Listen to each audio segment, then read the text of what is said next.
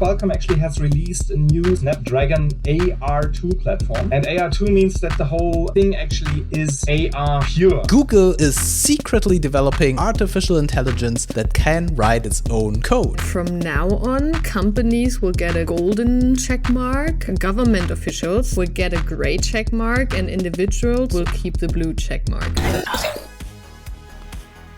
Hi and welcome to episode 40 of Tech Review. Every week we discuss the hottest topics in technology, innovation and social media. And on camera 4 today we have Chris, on camera 2 we have Enrique, on camera 1, hi, this is me, Tarek. And of course, as always, Tech Review is a collaboration of Ideas Engineering, Free Tech Academy and Update.com. And you can watch all episodes on YouTube, but if you prefer to just listen to our beautiful voices while working out, driving a car or flying through space, you can find us on Spotify, Apple Podcast and all major podcast platforms. So, what happened this week? Let's start with Chris and... No, wait.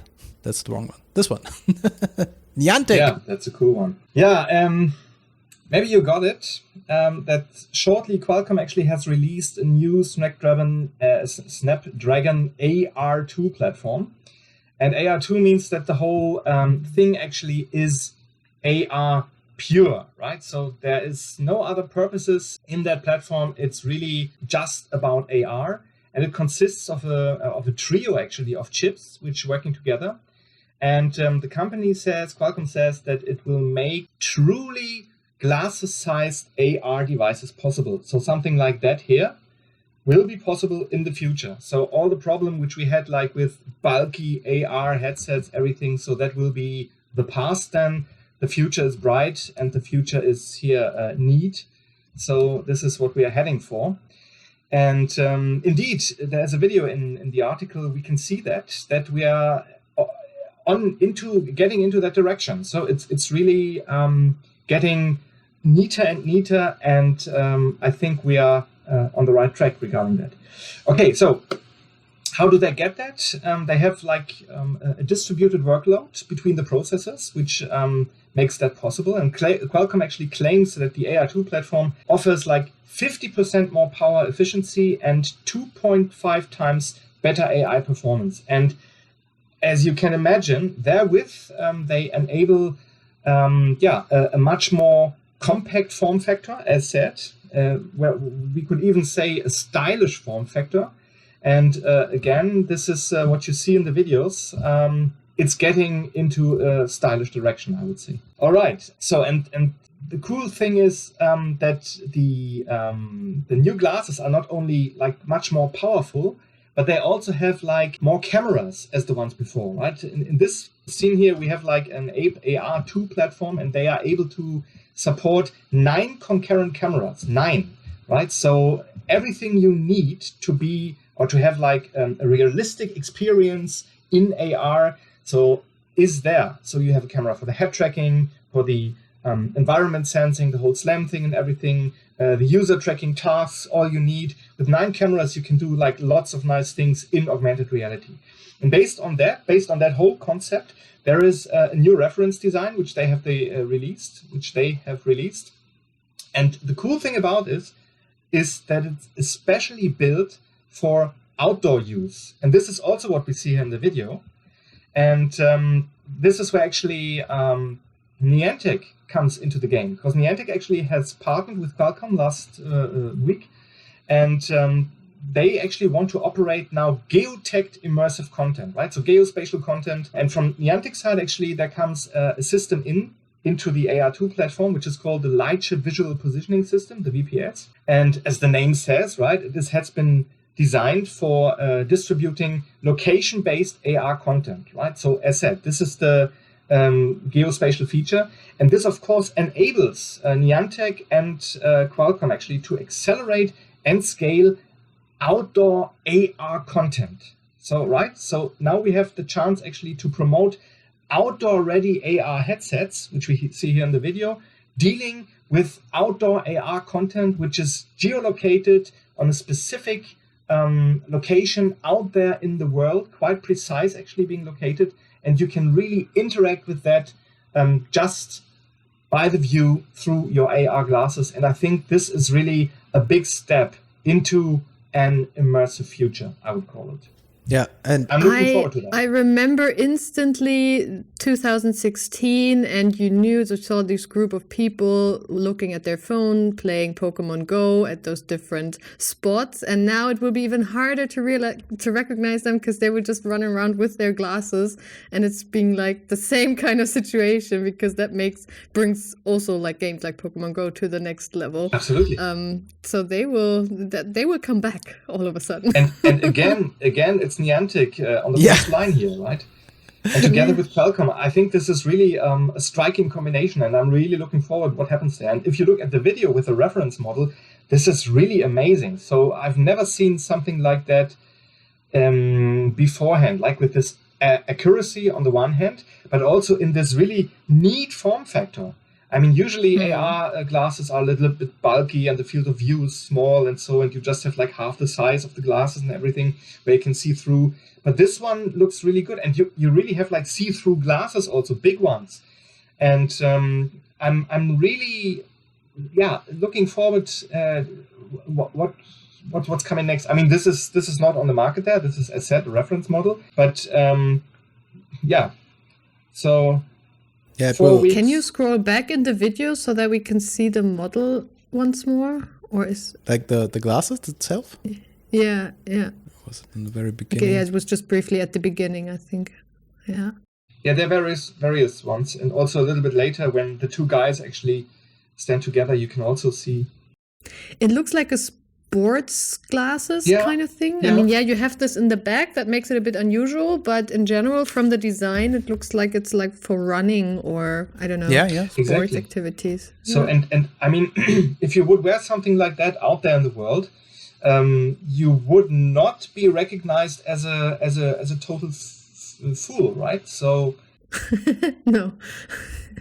Maybe okay, it's maybe, on a second look. On the second view, On the second view, one might think that you have like some kind of eye sickness or so, maybe, and need some special glasses or so. But nonetheless, I mean, we're getting closer. Yeah, right? So as said, it's a reference model, and it's still smaller than most of the glasses we had before. And what is really cool is the accuracy, and as said, it's an outdoor gadget, right? So usually with these glasses, you have to be like more or less inside, and you should actually turn down the lights and turn off the lights and then they work perfectly all right. But if you get outside, then it's getting a little bit more difficult. But this here is really made for the outdoor use, which makes the whole thing really amazing. And as said, with the geotagging, so this is also some amazing aspect where we could really make the world outside an AR playground. Yeah, and I'm really, I really enjoy to see that people or the companies are still investing in this field,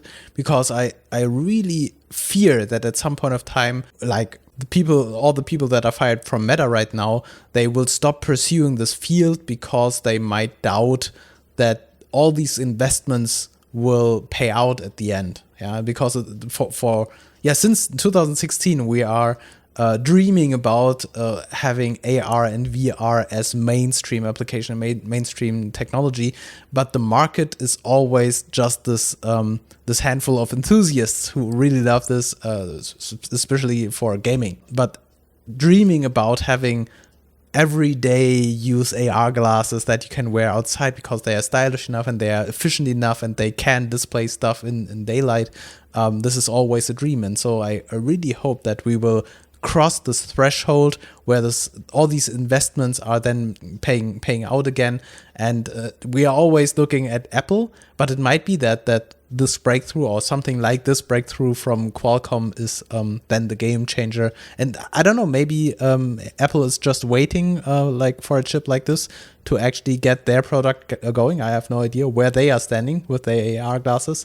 And then we can finally enter this age of AR applications, which is right now just like in the prototypical state. Yeah, I mean, we had this discussion before, right? Especially with Meta now actually taking the term metaverse a little bit onto the dark side.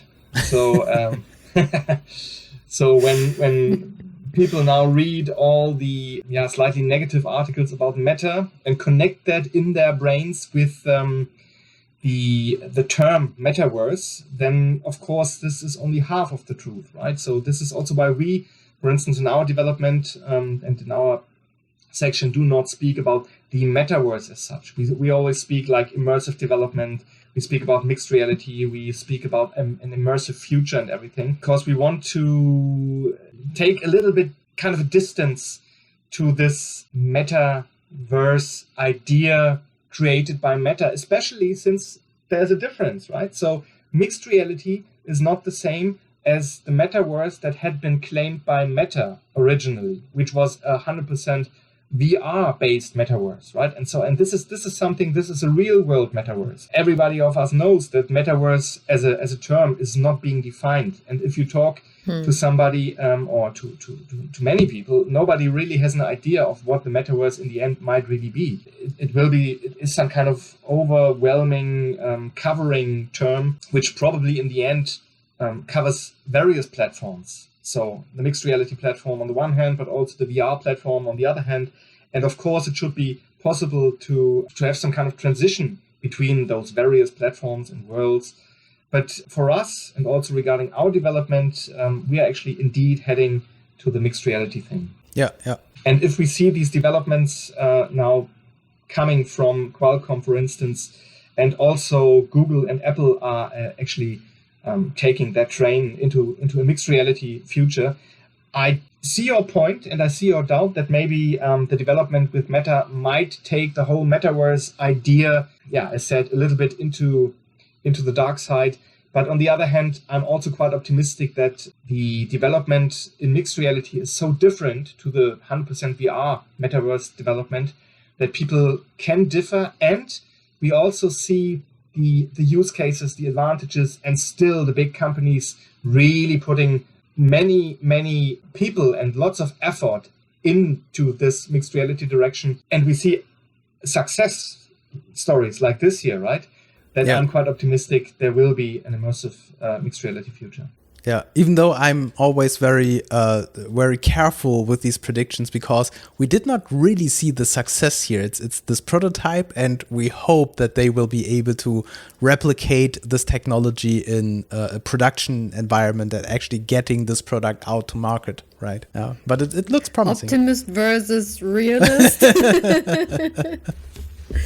But hey, we will talk about it here. Right, we will be the first ones. Yeah, but nonetheless, just to make that clear, what we have just seen here in this video will not be the next mixed reality gadget in operation. It will not roll out the mass market by millions, but it is another step into the right direction, I think. And we are also clear that it's not only the technology of taking virtual objects into your visual field, right? So there's so much more. The whole platforms, they have to be secured, right? They have to be able to work with multiplayers and everything. Everything has to be synchronized. And so there's, and of course we need an economic system in there, maybe NFTs, maybe not. That's also a big question mark, but it's a big thing. But on the other hand, it's also a big chance, right? So this new real world metaverse, this immersive future, whatever you might call it. And one last sentence, as a bottom line, it definitely is fascinating. And I want to test it. I want to have this in my face. If our tech review is valuable for you, please give us feedback with a like or a comment. That would help us tremendously, and it wouldn't cost you anything. And if you don't want to miss the next episode, just click on the subscribe button. And now, back to the news. And now, this.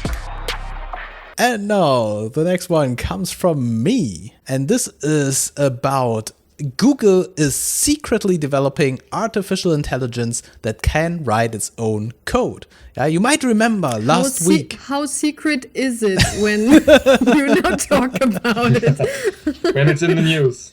I mean, at least someone is talking about it. But if you remember, like last week in episode 39, I already brought news about AI training another AI. And so right now I'm seeing a lot of these headlines where these AI systems actually become so powerful and so skilled that we are using them on this level of operating with other code bases. Yeah.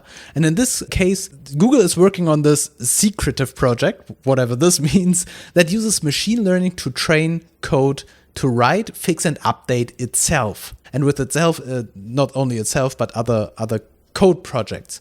The project began live inside Alphabet's X research unit, and then was codenamed Pitchfork. And Pitchfork is now, with Pitchfork, I always think about like Frankenstein and the villagers running with pitchforks behind this monster, right? But Pitchfork is now part of a new group at Labs named the AI Developer Assistance Team. And there's Alexa Hitalski, I think, formerly of Google X, and she is part of a team working on, quote, building the future of software engineering. For me as a software engineer, this is very, very interesting. The project's goal shifted over time to a general purpose system that could still reduce the needs for humans to write and update code. And Google and other tech companies have made already big strides in generative AI, so having AI building other computer software tools. So technically, we are talking about code that writes other code. But did you know that GitHub actually was sued earlier this year, I think, because GitHub's Copilot tool, which is also a code generator, was committing large-scale software piracy. The problem is that the AI is trained with a lot of example code, and this also includes open source projects. And if now the AI reuses parts of these open source libraries, which it's learned, it might violate the license of the source project. So yeah, in my opinion, AI code generators will play a huge role in the future of software development.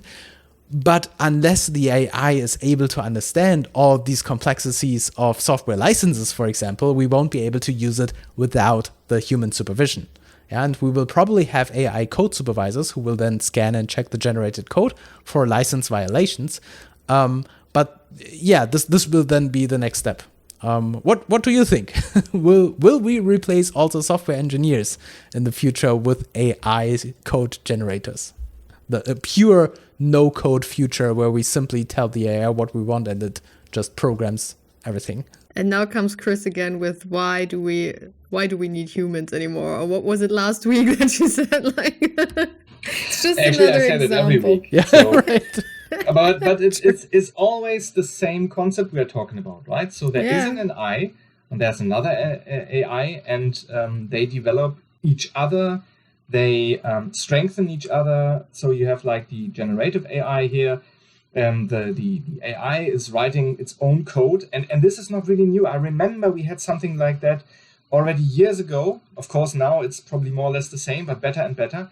And even that, at that point in time, like 2 or 3 years ago, we had the same discussion. We were thinking about AI developing itself, actually getting itself onto higher and higher and higher levels. And sooner or later, it will ask itself, if you want to put it that way, why would I need those humans any longer? And, okay, thanks for that. It's a must-have. But no, I mean, okay, this is just or only code writing. But I mean, imagine that idea on really big world problems like the world climatic change or stuff. So if you think about like the pollution, we have everything in the world.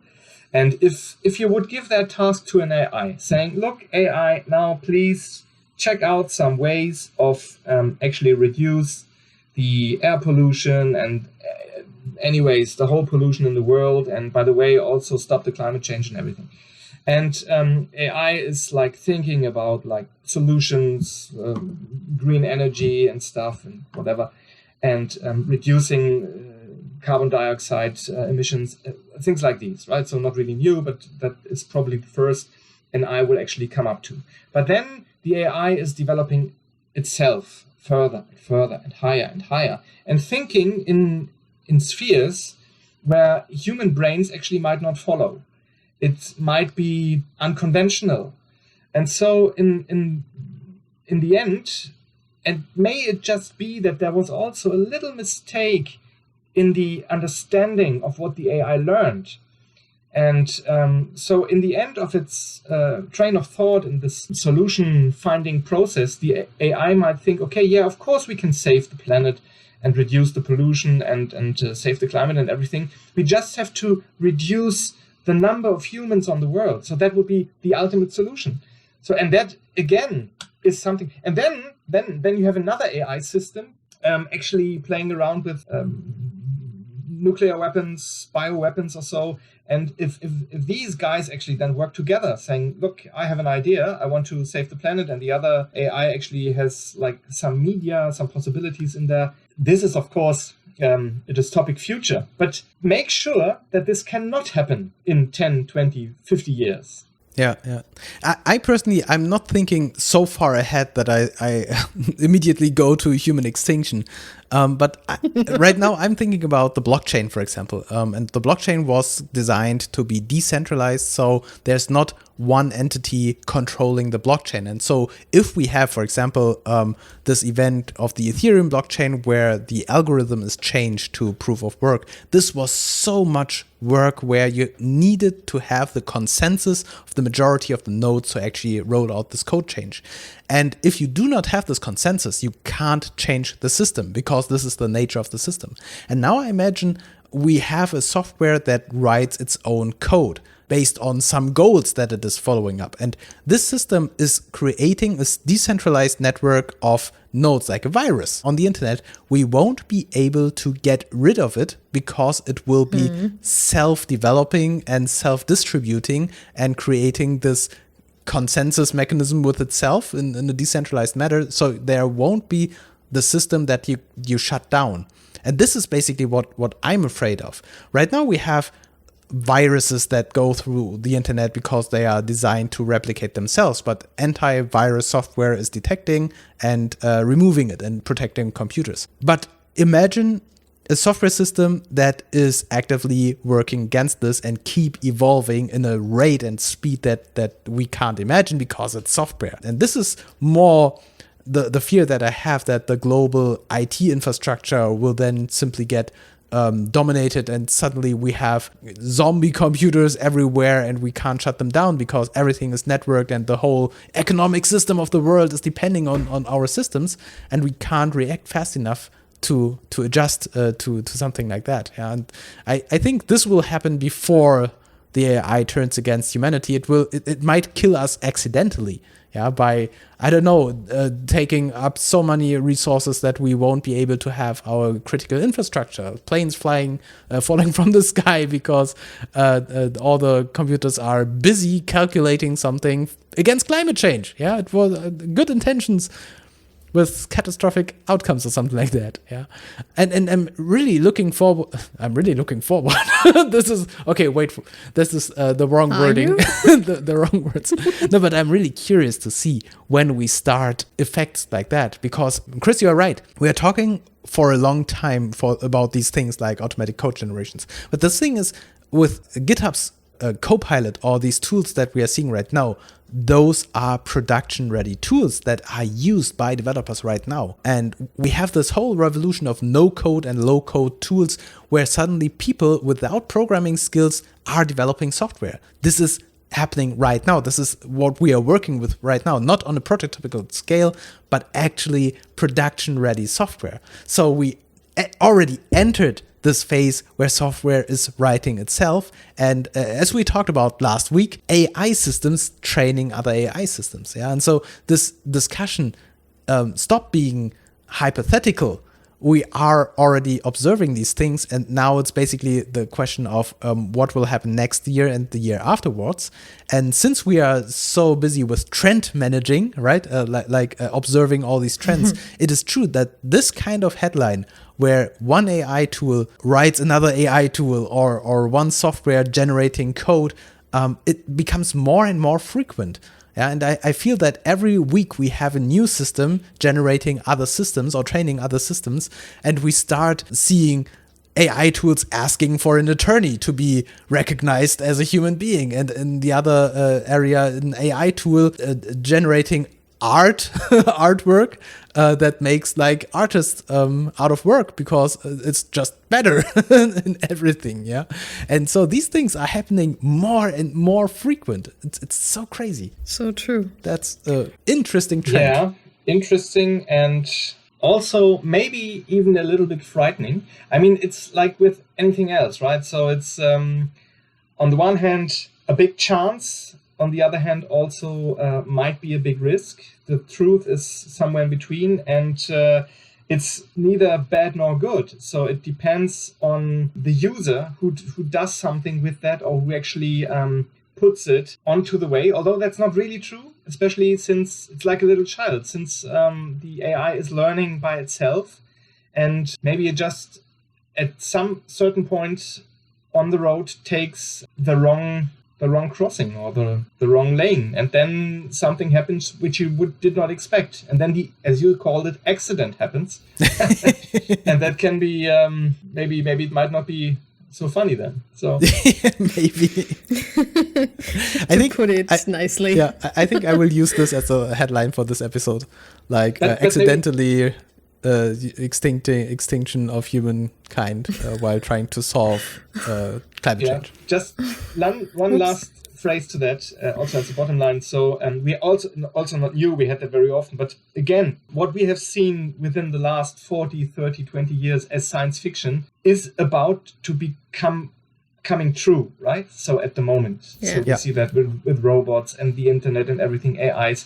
And maybe also like AIs taking over and then dominate human beings and whole humanity. So this is also not new. In science fiction, you can find that 100 times. So in various different variations. And maybe we are also at that point in time where what was science fiction, like some 10, 20, 30 years ago, is now about to become some kind of reality in whatever expression or variation we will see. But that something is going on, I think that is for sure. Yeah. Yeah, and this is only what we as human were able to imagine 30, 40 years ago.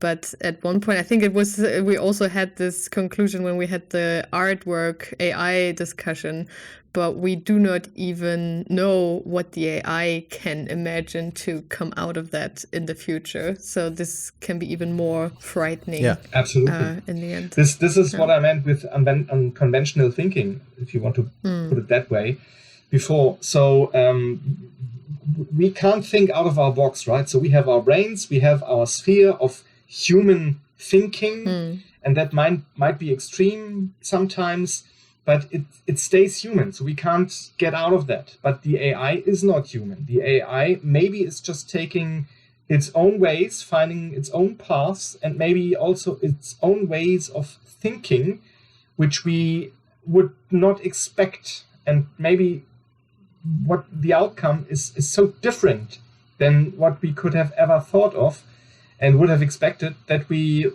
might be just a little bit surprised. Yeah. Instead of bringing people to Mars, the AI starts bringing Mars to the people. That would also not be too healthy, I guess. Probably. Whoopsie. Not again. And now, this. And now we have Henrike. I kind of missed the memo on bringing a dystopian AI news to today's episode. So let me end on a lighter note. Because we discussed it 2-3 weeks ago, the Twitter checkmark kind of confusion and chaos. And on TechCrunch, they just published an article last week that actually this week on Friday, the new verification system, a more colorful verification system, will be launched. And it basically says that from now on, companies will get a golden check mark, organizations or like government officials government officials, will get a gray check mark, and individuals, whether they're famous or not, they will keep the blue check mark. And so the blue will be used with the legacy verification or verified accounts, and for everyone who basically buys Twitter Blue and spend those $8, that will remain the same. It's also said in the article that Twitter wants to manually authenticate all verifications before the new system goes live. But there are some question marks with regard to that, because first of all, after all the layoffs they had, this is a lot of work to do with a reduced workforce, and they want to do that until Friday this week. So it's questioning like how thorough can they be in this process. And second of all, it's also the question, what does that actually mean? Because if you still can buy for $8 the blue check mark, what do they want to authenticate in that way? Right. Like, you know, it does not really make sense. So another thing coming into play, what they added is that now you can also have a second icon if you want, as an individual. Just getting more and more confusing if you ask me. You can indicate with a tiny logo that you're part of an organization. So you could get like a golden or gray check mark in addition to your blue one. If the organization also says, yes, Tarek is part of my company or is representing my company in some way. Yeah. And one step that they want to take to stop those imposter accounts that we were talking about last time and the fake accounts and everything is that there will be a 90-day delay between account creation and then subscribing to Twitter Blue. But that's, I mean, okay. Yeah. That's it. So I read this article and I was laughing because, I mean, in the end, it's just, it does not really solve the problem that they created for themselves. It adds another layer to it. Twitter is becoming more colorful, basically. And it does not really solve the issue, which was in the first place this long time process until you get a verification, until you get the check mark and that you could trust it. Because they could just start investing in how can we make this process faster and more reliable. Because now back again, they have individuals less than before doing this verification for different kind of categories. Yeah. So it's... Yeah. And I always wonder, what is the goal that they are trying to achieve here? Because, I mean, yeah, it's great. Now I can have then 3 verification marks for verifying stuff. But I feel, is this really the biggest concern of this company? Did Elon Musk really buy this company with this whole purpose of, I don't know, recreating the perfect verification system in multiple layers and colors and everything? And is it really worth it, like breaking the whole company over that? I also read, by the way, I don't know if you heard, that he restored Donald Trump's Twitter account. So this is another thing where obviously the censorship of Twitter will be like changed right now, and the whole free speech thing will be like restored in this way. So I'm not sure if Elon Musk is really simply changing Twitter for his personal playground, where he says, yeah, I have this one specific vision where Donald Trump can tweet again and everyone can have multiple check marks, whatever they like. But I'm not sure. Not just Donald Trump, actually. Also, I think other accounts that has been banned or whatever will be recreated. But yeah, it's and Donald Trump even doesn't want to come back to Twitter. Right. So he Give stays him time. with his own network, he says. Yeah, but seriously, on the one hand, I understand that he enjoys moving on his truth network because everyone on this network likes him. So whatever he shouts out there, people are cheering for it. Yeah, but if he actually wants to get into another presidential campaign and he wants to speak to the rest of the world, or as he usually did on Twitter, then he needs a global network like Twitter, and he can't simply chill in his personal truth bubble. This goes into a different direction now, but just that you mentioned the Truth Network now. I remember that we were talking about you trying to also get into the network because we were curious to see like what he's, I don't know, truth bombing there. You cannot say tweeting, but are you still on the waiting line, or did you get in, or what's the progress there? To be honest, I installed the app on my phone, but I never really tried to be active in there. So I'm not really in. No, I can try again, but I kind of lost interest very quickly. I mean, who can blame you? But you're right. Like my investigative journalist heart should try again, simply out of curiosity, now that he announced that he's going to run again for president. Even though, different topic, we are leaving the topic of Twitter, but I really love that officially he never declared that he lost the previous election. So from his definition on, he won, right? But if he actually won, he wouldn't be allowed to run in the next election, because this then would be his third term. Yeah, so this is really weird that he never officially declared the previous election to be lost, but now running for his third term as a president. But that's Trump logic. That's Trump logic, exactly. Okay, we are already out of time. Thank you so much for your great links. And even though we are moving more and more into a very dark and disturbing dystopian future with a lot of AI building other horrific things, at least we will have very colorful verification marks on our social media profiles. And at the end, I think Elon Musk news is always like dystopian, weird, freaky news. Okay, thanks again, and see you all next week in Tech Review. Bye. Bye. Bye.